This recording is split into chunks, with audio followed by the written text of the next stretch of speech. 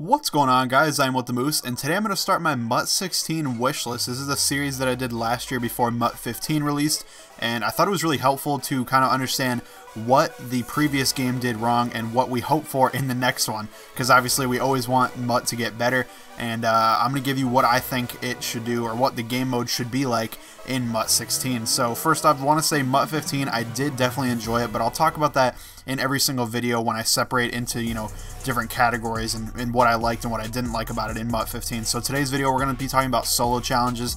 Overall, I really liked solo challenges in MUT 15. I thought they were very rewarding, and overall they were, a good value and a good way to, play the game without having to play online, since obviously we know there were some issues with, some, different things you could do in, Madden 15 in general. We're not going to talk about gameplay too much just because that's not really MUT related.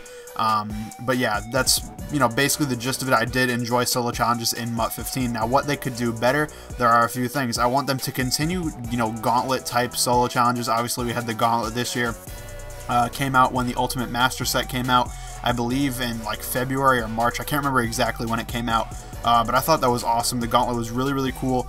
It obviously gave you super low rewards for the first few games. I think like 250 coins, 500 coins, stuff like that. And then, progressively more and more, you ended up getting badge packs, pro packs, veteran packs even, 50,000 coins for the final game. And I thought that was really cool. And I also liked how the difficulty progressed as you went on. I liked that a lot. You really had to have a pretty good team or be very, very good at Madden, or both, to beat all those solo challenges. And I think that makes sense. Make the games very difficult, and if you are able to win them, then you're going to get huge rewards. I like that a lot. I definitely like the Gauntlet type challenges, and I like it a lot because it allows players that don't really like playing online to play, a difficult challenge and get some good rewards for it as well. So I definitely like the Gauntlet type solo challenges. Hopefully they continue that and, have one right off the bat in MUT 16, and maybe release 2 or 3 throughout the entire season, and kind of change them up a little bit. Another minor thing I want them to do in MUT 16 is I don't want them to take solo challenges out of the game. You guys can see that they pretty much take out every Ultimate Legend solo and stuff like that. I'm okay with them taking out like community challenges and stuff. That makes sense that they're only up for a week. And, things like the Final Edition solos now and whatnot, those make sense to come out of the game because it makes sense that they're only in the game for a week. But things like the Ultimate Legend solo challenges are kind of annoying. If you wanted to get an Ultimate Legend right now, maybe you pulled a couple of them, I don't know how, but maybe you pulled a couple of them, like Mean Joe or something, and you wanted to play the Mean Joe solo challenge because you hadn't done it yet. You can't do that now, and that's kind of annoying. I don't think that's right. I know they usually take the solo challenges out of the game to conserve, server space and stuff like that, but I honestly don't see how they couldn't, make those servers a little bit more beefy to handle every single solo challenge that really does need to be in the game at all times. But like I said, pretty minor point, not a huge deal. Next huge thing that I definitely want is stat tracking within solo challenges. This is something I'll talk about in head-to-head seasons as well. Definitely want it over there, but even in solo challenges, I think it'd be cool to see, how well you're doing, because sometimes, maybe you have games where you only throw to one receiver just because you think it'd be fun. Maybe you got that new 99 receiver and you just want to try him out a little bit, see what he can do, and you throw for 300 yards to him.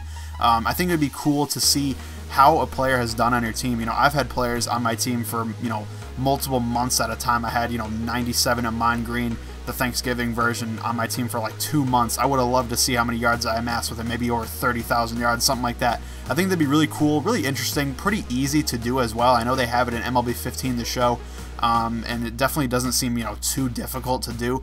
And I think once a card, is transferred to another player, either via the auction or trade block or whatever, then those stats would be reset. Or maybe they, could just be under, your username. I don't even know. I think that'd be pretty cool, though. And then finally, the last thing that I want to see within MUT 16 solo challenges is dynamic challenges within the solos. Now, what I mean by this is basically either every quarter, every half, every game even. It doesn't matter. They could change it up, do whatever. You'd get a dynamic challenge that you'd have to complete to get a certain reward. Now, obviously, solo challenges are going to give you a base reward anytime you play them. I think that makes sense for winning the game. Obviously, you guys are seeing here the Eddie Lacy solo challenge rewards you with 3,000 coins. Obviously, it gives you the final edition item. Kind of disregard that. Just say it gives you 3,000 coins. That makes sense. In MUT 16, what I would like a solo challenge like this to give you is around, 1,000 to 1,500 coins.